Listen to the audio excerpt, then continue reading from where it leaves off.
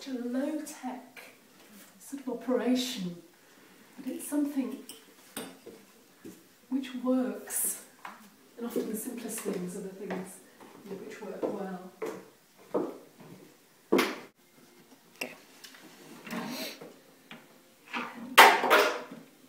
With T-pins,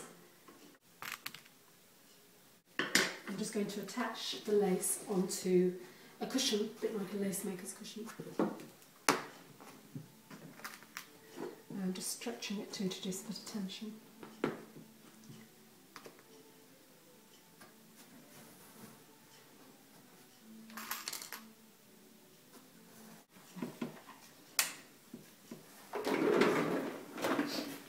What I found best is to work with a needle which is a size 12 needle. It's a very, very fine needle, which with a tiny barb on the end, which is only just visible to me. And it's a size 12 because in theory it picks up 12 hairs.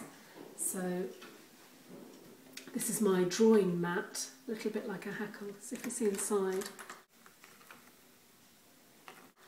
Lots and lots of needles all going one direction, and that catches the hair and it holds it in place. And I take hair section by section, and currently I'm working on the browns and the reds. And so what I'm going to do is just take a section there, fold it in half. Now it's quite important as well to be aware of the hair. This is called cuticle corrected hair, so all the cuticles are going in one direction. In wig making you have to make sure the cuticles are going down. If they're going up and down at the same time, after a while the wig will become matted.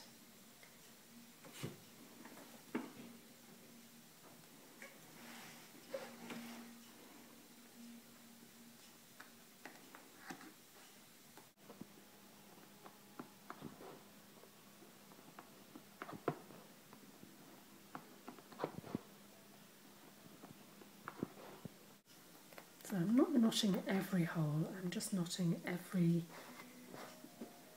6 to 10 holes, because from experience I've learnt now how thick or how thin it needs to be.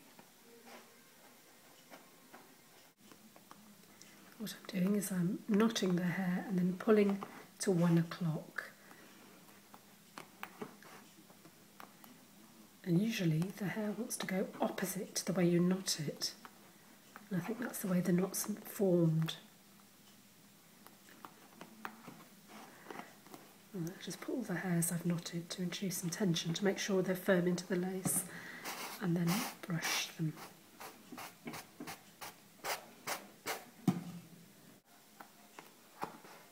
How long are you spending on this a day?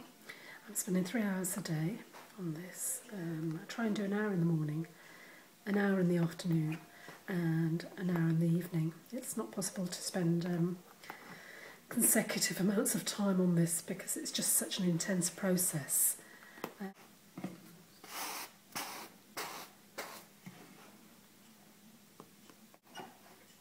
I find that once I've started working on this,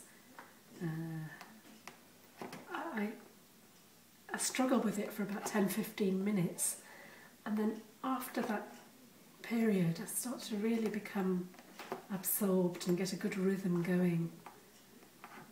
And there comes a point where there's no distinction almost between the subject and the object, and you're working very rapidly. And it becomes quite a contemplative action.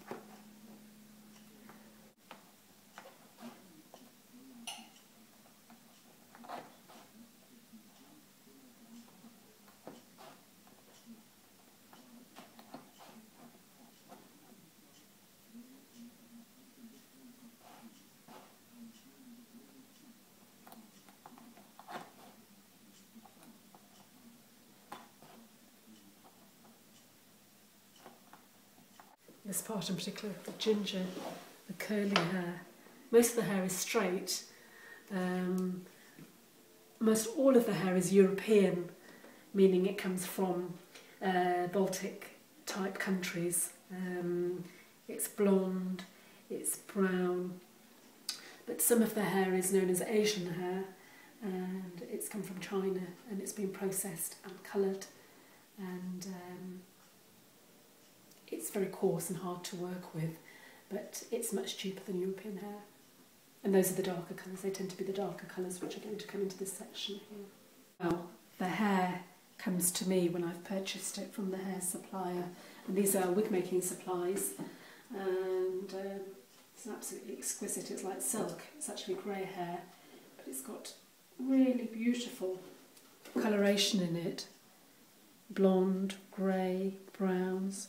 And then here we've got a standard blonde. And what I've been doing is working these in here into the wig maker's lace. So there are some blonde sections and then there are some grey sections here. And it's a question of knotting the hair into the lace, strand by strand.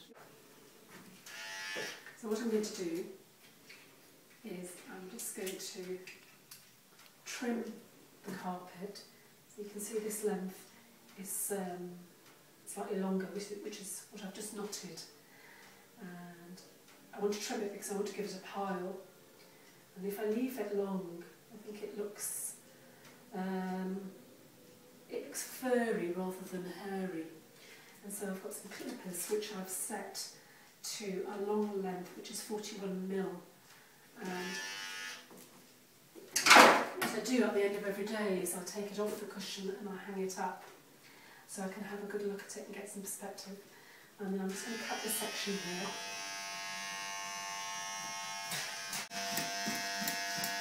I'm just feeding the hair into the cutters because it's much longer than normal. When you cut your hair, you don't normally cut it at a 4.5 centimetre length.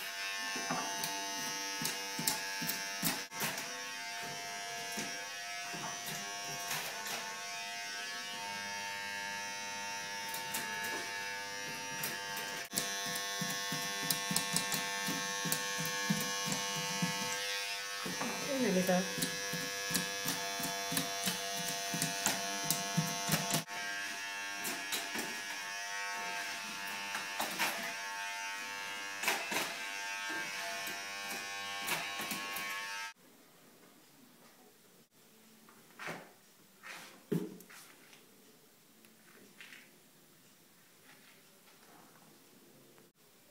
So why do you brush it? I'm just brushing it now to get the pile up and to get a nap, so I can have a look at how the colours are working and to see which direction the hair wants to go in. It reminds me a little bit of the crown on the top of the head, you know, how the hair wants to go in a particular direction. Beautiful, isn't it?